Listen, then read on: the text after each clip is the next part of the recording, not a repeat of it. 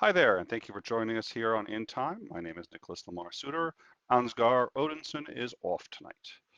We will not be having our regularly scheduled Tuesday show, and instead are looking forward to seeing you on Thursday when we have a very special guest. We've been looking forward to having him on for quite some time. He's not the most famous name, so no speculation, please, that it's Lawrence Krauss or anyone like that, but he is someone that we've really been looking forward to having on for a while, a unique person who has some interesting perspectives on politics and the divisions in this country, Republican and liberal, and we're looking forward to having him on. We will also be premiering our Hangout on Thursday, and we hope you will join us and our guest for a Hangout and come by, chat, talk, and hopefully engage in the discussion yourselves. Then a week from Tuesday, we'll be having on Cyrus the Skeptic to discuss cults and deprogramming behavior. Then a week from Thursday, we will be doing a deep dive into UBI, Universal Basic Income. This is the notion that perhaps the United States government should be paying everybody some form of minimum income below which they cannot fall, a stipend, if you will. This is a notion that has been around for some time and has seen new light again thanks to the United States presidential primaries, and we are hoping to have on several guests and our economics correspondent to discuss the feasibility of this program, the economic hurdles it faces, and the consequences of paying everybody a set minimum amount of money every month. In an update to several of our previous stories, a Godless Cranium came out with a series of tweets asking for people to engage or to have a ceasefire between those who support essence of thought and those who support rationality rules, and of course any who lie somewhere in the middle. He has stated that he is concerned for the mental health of Essence of Thought's wife, who has been hit particularly hard by the social media conflict. We believe that this is a breathtaking double standard since there was no such call before, during, or after the incident with Rachel Oates. Further, Godless Cranium has not been empowered to speak by Essence of Thought, nor to negotiate a ceasefire on her behalf. He has only asked Essence of Thought permission to relay a private conversation and to voice his own opinion on the consequences of that conversation.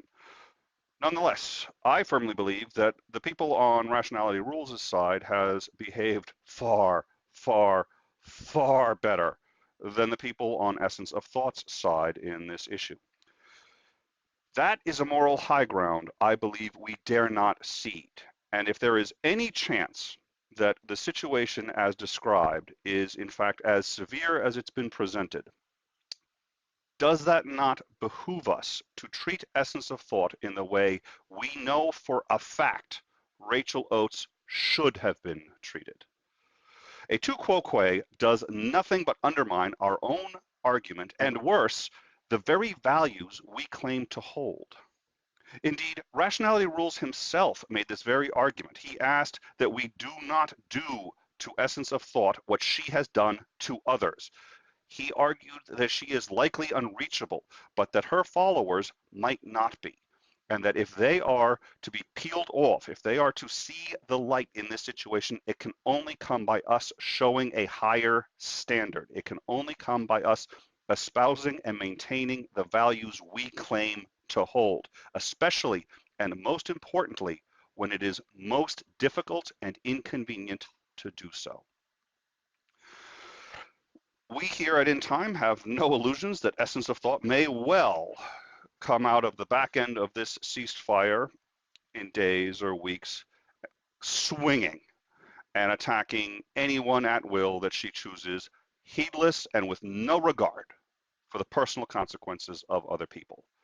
She may well claim that this ceasefire was not in fact done or authorized by her and technically should be accurate. But let us react then and there to what she does and not convict her of something that has not yet happened.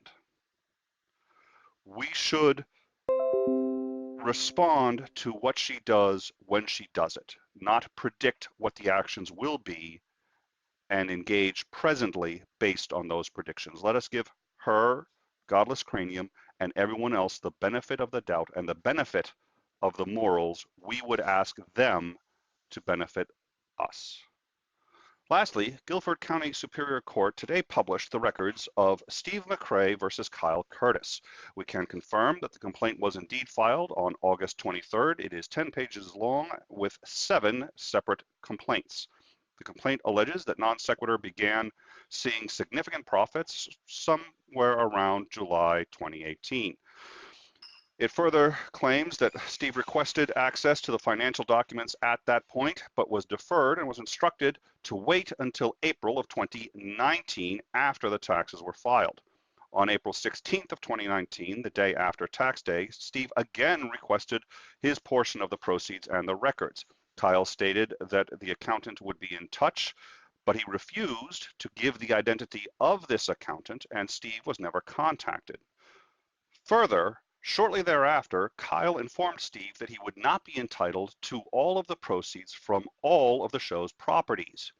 Some, like the Teespring store, Kyle argued Steve would not be entitled to since Kyle himself had set those up and maintained them. It has been 153 days since the first deadline set by Kyle himself has come and gone, and Kyle has still not shown Steve the books or allowed Steve to get in touch with this accountant. Steve is filing 7 claims. The first is for breach of contract. Here, he is arguing that the verbal agreement, enforceable by North Carolina law and acted upon in good faith, was violated by Kyle by failing to provide the financial documentation and the proceeds for the show, and by removing Steve from the channel. Kyle has violated their contract. The second is for fraud. Here, Steve argues that he was induced to hand over ownership of the channel to Kyle under a representation that it was necessary for search engine optimization.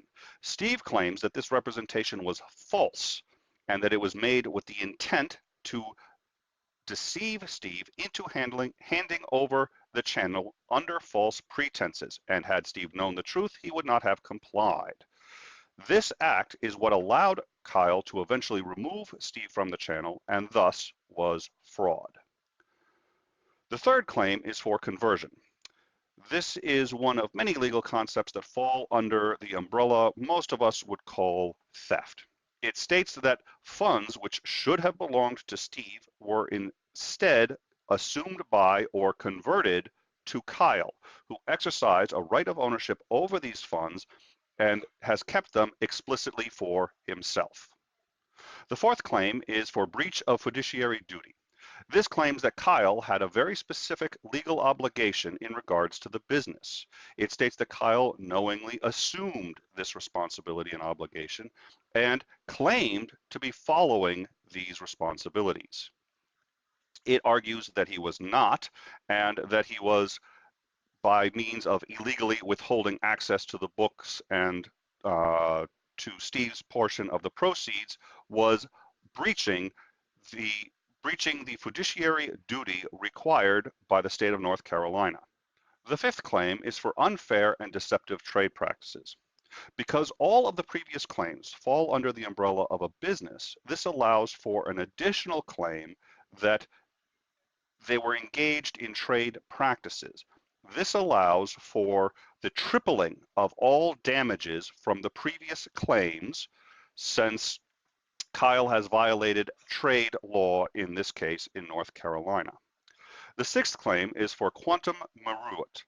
In plain English, this means for services rendered. This is a concept in most jurisdictions in the United States and means that even if there were no contract whatsoever, it is considered immoral, unjust, and illegal to take work from somebody without compensating them in some just and fair way. Therefore, even if it is determined that there were no legally binding contract between Kyle and Steve, Steve could still win under the concept of quantum meruit. The seventh claim is for wrongful enrichment. In this claim, they are suggesting that even if they lose the case, Kyle should not be permitted to win the case. Kyle made a deal with Steve. He made it voluntarily and knowing that Steve would be providing a benefit to the business. He accepted this benefit and ergo should not be allowed to keep what he promised Steve, even if in the end it's determined that Steve is not entitled to it. What this basically means is, even if all of the other claims fail, ostensibly because it's found that there was no contract in any enforceable way, and the quantum meruit somehow, by some unfathomable means, seems to fail as well, Kyle still should not be permitted to win, even if Steve does not.